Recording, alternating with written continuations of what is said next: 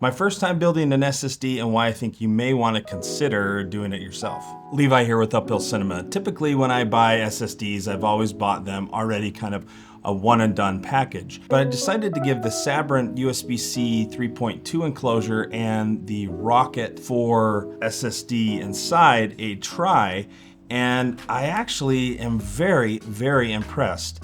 It's toolless. It works. I'm editing 8K at 24, 60, 120. I'm editing 12K at 24 DCI, and it doesn't skip a beat.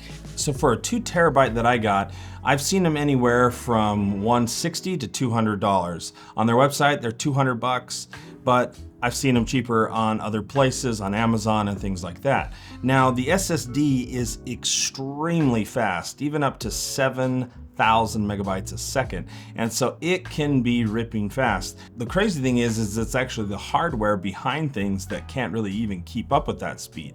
So that's where this little guy comes into place. With being a USB-C 3.2, I found myself getting almost 1,000. But I found that for most applications, that's where this thing just did absolutely fine.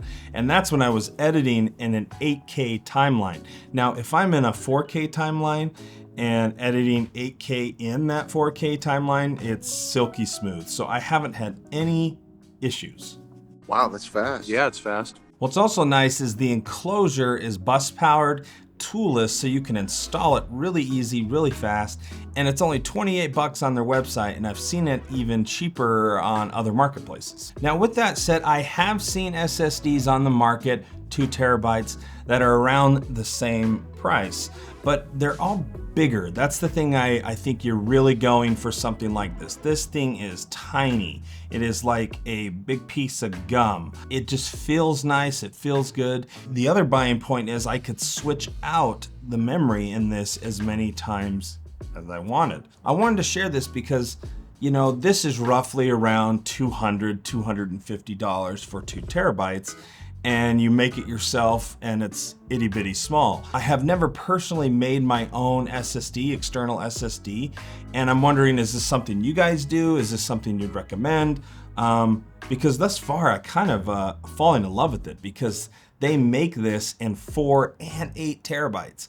And as enclosures get faster and faster, you could technically just switch this out and get even higher and faster speeds instead of having to buy more and more drives. I don't know if you're familiar with Sabrent, but they actually have like a ton of cool products. I'm relatively new to using a lot of their products. I've just more or less have known them for memory and computers, and I've used them and things like that. I'm actually really impressed and really leaning towards using their stuff a lot more. So go check them out. They have an awesome YouTube channel as well, and this isn't like a sponsored thing by any means. I think this is awesome. It's teeny, it's easy to use. Took me literally 2 seconds to install, and bus powered, fast, reliable. Yeah, go check it out.